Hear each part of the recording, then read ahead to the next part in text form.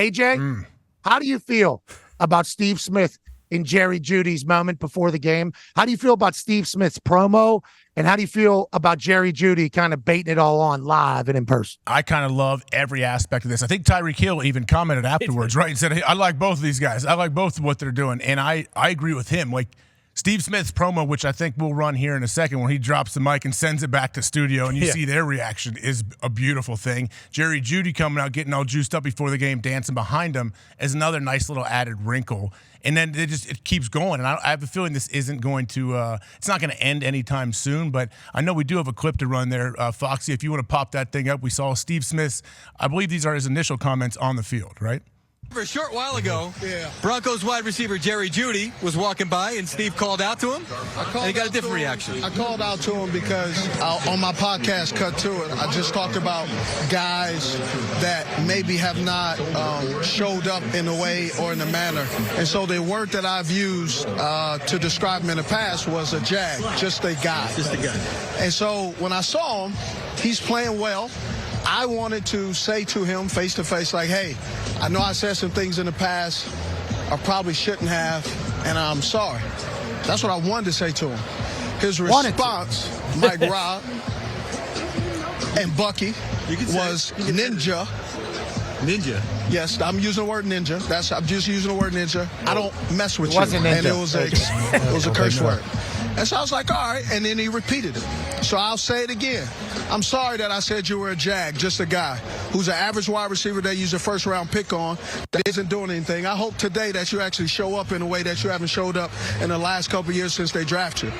So if you ever got a problem with Agent 89, I'm sorry for saying that you're an average wide receiver that they eventually will move on. And when teams call me and asking, should they trade for you, I will say no, don't trade for Jerry Jeudy, because he's mentally unable to handle constructive criticism from people who watch specifically, can he be a wide receiver? He could be a wide receiver. He's a tier 3.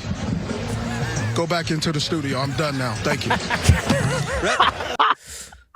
What do you think? Unreal. I love it. I love everything about it. I do appreciate the fact that Jerry Jeudy said, I heard you. You know what I mean? And he didn't just, say, oh, it's all good. You're doing your job. You're doing their thing.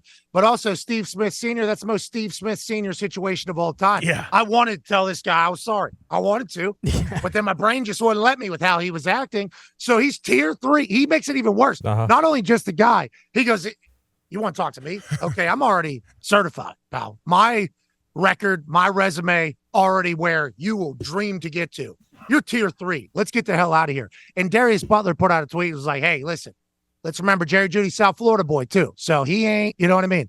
He's not going to just kind of let that fly. I love this. This is good for the game. It's good for the sport. I assume they'll make up and move past it. But a lot of the things Steve Smith said, I think were pretty, I assume Broncos fans are thinking a lot of the same thing. Yep. Yeah, Russell Wilson had a QBR of 10.1 last night. Yep. The worst QBR that Sean Payton has ever had a quarterback have, I think. So I assume Jerry Jeudy's also wondering about, is this the right situation for him to succeed? Why he hasn't succeeded as much? And I think he's probably excited to get to a new place. But Steve Smith said, I ain't going to help you get anywhere. I'm going to tell people that he shouldn't trade for you, even though Jerry Jeudy, come to the Indianapolis Colts tomorrow. Yeah, Jeudy had 3 receptions for 14 yards, but Russell, the quarterback, he was 13 of 22 for 95 yards with a touchdown and 2 picks. So not a whole lot of yardage to be had out there if you were a receiver.